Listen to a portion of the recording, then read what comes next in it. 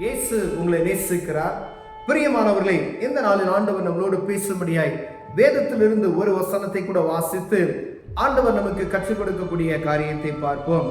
அது ரோமர் புஸ்தகம் 14வது அதிகாரம் 1வது வசனம் இப்படியாக சொல்லுகிறது: விசுவாசத்தில் பலவீனம் உள்ளவனை சேர்த்துக் கொள்ளுங்கள், ஆனாலும் அவனுடைய மன ஐயங்களை குற்றமாய் நிர்ணயிக்காமல் இருங்கள்.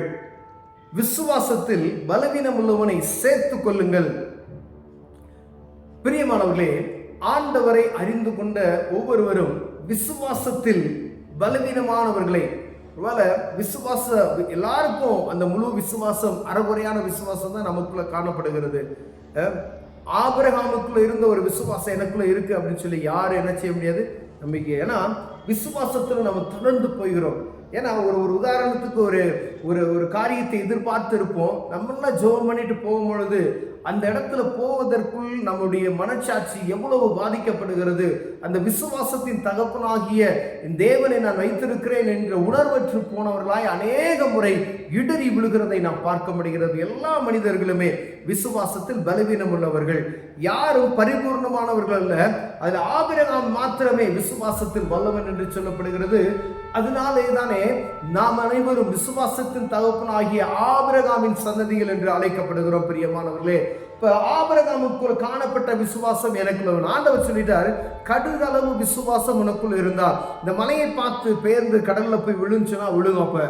அப்படிப்பட்டதான காரியத்தை ஆண்டவர் சொல்லுகிறார். அப்ப கடு அளவு விசுவாசம் ஒரு மனிதனுக்குள்ள கிடையாது. அதுதான் விசுவாசத்துல உறுதியா நின்று விட்டு நான் எப்படி வேணாலும் வாழ்ந்து இருப்பேன், துன்மார்க்கமாய் இருப்பேன் அப்படின்னு சொல்றது வேற.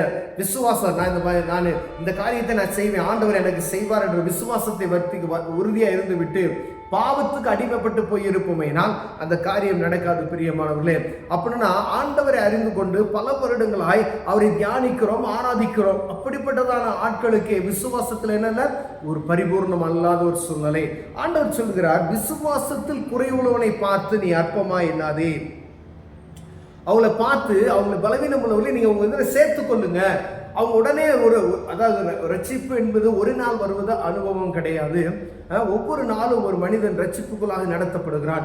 பாவத்தை குறித்து, நியாய தீர்ப்பை குறித்து, ஒவ்வொரு காரியத்தையும் புரிந்து அவன் செயல்படும் பொழுது முதல்ல நான் பாவத்தை மன்னித்து விட்டு விடுகிறேன் என்று சொல்வதே நம்ம என்ன செய்யறோம், அந்த முழு நம்பிக்கையோடு அவன் இருதயத்துல நான் பாவத்துக்கு இனிமேல் நான் என்ன செய்ய மாட்டேன், உடந்தே இருக்க மாட்டேன், பாவம் செய்ய மாட்டேன், பொய் பேச மாட்டேன், இந்த மாதிரிலாம் ஆண்டவருக்கு நான் விசுவாசமாய் நடந்து கொள்வேன், ஆண்டவருக்கு பயந்து நான் நடப்பேன் என்று சொல்லி நாம் என்ன செய்யறோம், மூழ்கி ஞானஸ்தானம் எடுக்கிறோம்.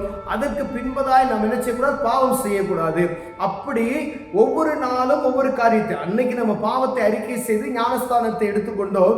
ஆனாலும் விசுவாசத்துல உறுதியா இருக்க வேண்டும் என்கிற ஒவ்வொரு நாளும் அந்த காரியம் நமக்குள்ள வளர்ந்து கொண்டே இருக்கும். ஒரே நாள் அது வளர்ச்சி அடைவது கிடையாது.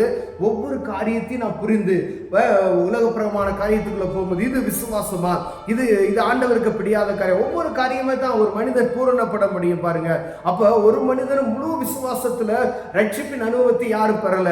அப்ப விசுவாசிகளை என்ன செய்ய, பலவீனம் உள்ளவர்களை நீங்க உங்க இதுல சேர்த்துக் கொள்ளுங்க அப்படின்னு சொல்லி ஆண்டவர் சொல்ல, அவங்கள அற்பமாய் நீங்க என்ன செய்யாதீங்க, பார்க்காதீங்க. ஆனாலும் அவருடைய மன ஐயங்களை குற்றமாய் நிர்ணயிக்காமல் இருங்க. மன ஐயங்களை, மனசுல இருதயத்துல காணப்படுகிற ஒரு மன ஐயங்களை நீங்க என்ன செய்யுங்க, குற்றமாய் நிர்ணயிக்காமல் இருங்கள். அவன் ஏதோ ஒரு காரியத்தை தவறு செய்திருக்கிறான், அந்த காரியத்தை சுட்டி காண்பித்து அவனை குத்தி குத்தி குத்தி குத்தி அவனை பயப்படுத்துகிற காரியம் அல்ல. பாவத்தை மன்னிக்கிறவர் இயேசு கிறிஸ்து. ஒரு தப்பு ஒரு மனிதன் பண்ணிவிட்டா அப்படின்னா உங்க சமூகத்துல அவனை கூப்பிட்டு அவனுக்காக ஒரு குறிப்பிட்ட மனிதன், ஒரு எக்ஸ்ன்னு வச்சுக்கோங்களேன், ஒரு மனிதன், அந்த மனிதன் ஒரு பாவம் செய்து விட்டார். அந்த மனிதன் அவன் பயந்து போய் இருக்கக்கூடிய ஒரு சூழ்நிலையில அவனுக்கு ஆறுதல், உங்ககிட்ட அந்த காரியத்தை சொல்றாரு, ஐயா நான் அப்படி ஒரு பாவத்துல நான் விழுந்துட்டேன் அப்படின்னு சொல்லி அந்த மனிதனுக்கு நீங்க இயேசு கிறிஸ்துவின் ரத்தம் சகல பாவங்களை நம்மை நீக்கி நம்மை சுத்திகரிக்கிறது என்ற அந்த வசனத்தை அவர்களுக்கு சொல்லி கிறிஸ்துவின் அன்பை சொல்லி பாவத்தை மன்னிக்கிறவர் இயேசு அப்படின்ற அந்த அவருடைய சத்தியத்தை அவருக்கு சொல்லணும்.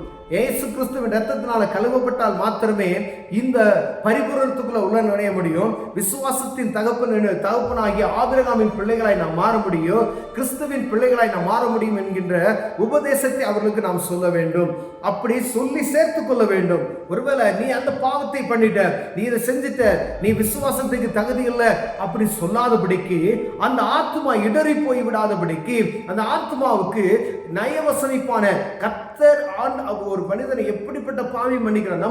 நம்ம எந்த மனிதனா இருந்தாலும் ஆண்டவர் மன்னிக்கிறார். நம்ம குற்றப்படுத்துவதற்கு நமக்கு தகுதி அல்ல, ஆண்டவர் மன்னிக்கிறவராய் இருக்கிறார். ஒருவேளை நம்ம மன்னிக்க முடியாத தவறு கூட ஆண்டவர் என்ன செஞ்சுவாரு, மன்னித்து நமக்கு மேலாக ஒருவேளை ஒரு சாதாரண இருக்கிற ஒரு மனிதனை பெரிய ஊழியக்காரனை எடுத்து ஆண்டவர் வல்லமையை பயன்படுத்தி விடுவார்கள். பிரியமானவர்களே, அப்ப அவன் வைருதியத்தில் காணப்படுகிற குற்றத்தின் நிமித்தம், அவன் செய்த தவறு நிமித்தம் காணப்படுகிற ஐயங்களை நாம் என்ன செய்யணும், அதை குற்றப்படுத்தாதபடிக்கு அதை நிதானிக்க செய்து இயேசு கிறிஸ்துவின் ரத்தம் சகல பாவங்களை நீக்கி நம்மை சுத்திகரிக்கும் என்கின்ற வார்த்தையை சொல்லி அந்த மனிதன் என்ன செய்யணுமா, நம்ம பக்கம் சேர்த்துக் கொள்ளணும்.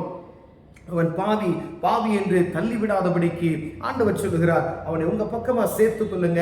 ஏன்னா அவனும் எனக்கு வேணும், ஏன்னா என்னுடைய மந்தையில் இல்லாத ஆடுகளா இருக்கிற அப்படிப்பட்ட ஜனங்களே, நான் பாவிகளை ரட்சிக்கவே கிறிஸ்து இயேசு உலகத்திற்கு வந்தார் என்று வேதம் சொல்லுகிறது. பிரியமானவர்களே, நீதிமான்களுக்கே அல்ல, பாவிகளை ரட்சிக்கவே கிறிஸ்து இயேசு உலகத்திற்கு வந்தார். அப்ப யாரெல்லாம் பாவம் செய்கிறாரோ அவங்க வாங்க, அவங்கள தான் நமக்கு வேணும், அவங்கள தான் ஆண்டவர் ரட்சிப்புக்குள்ள நடத்துகிறாரு.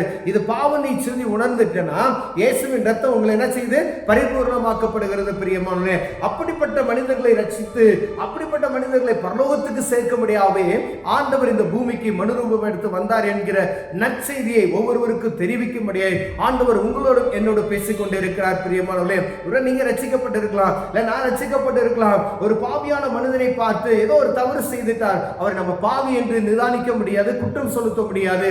அந்த குற்றத்தை எடுத்துரைத்து அதை செய்யாதபடிக்கு, மீண்டும் செய்யாதபடிக்கு இயேசு கிறிஸ்துவின் அன்பு உங்களுக்கு சுகம் கொடுக்கிறது, இயேசு மன்னிக்கிறவராய் இருக்கிறார் என்ற நற்செய்தி அவர்களுக்கு அறிவிப்பீர்களானால் அப்பொழுது ஆண்டவருடைய பந்தியில் நாம் என்ன செய்யறோம், இருக்கிறோமா? பிரியமானவர்களே, விசுவாசத்தில் பலவீனமானவரை சேர்த்துக் கொள்ளுங்கள், ஆனாலும் அவருடைய மன ஐயங்களை குற்றமாய் நினைக்காமல் இருங்கள்.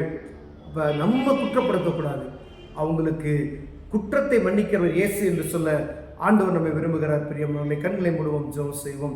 அன்பின் தகப்பனே, ஆண்டவரே, விசுவாசத்தில் குறைச்சல் உள்ளவர்களை, பாவத்தில் சிக்கி இருக்கிறவர்களை நாங்க இயேசுவால் சுகம் கொடுக்க முடியும், இயேசு பாவத்தை மன்னிக்கிறவராய் இருக்கிறார் என்கிற நற்செய்தியை சொல்ல எங்களுக்கு கிருபை பாராட்டுங்க. இயேசுவின் நாமத்தில் பிதாவே, ஆமென்.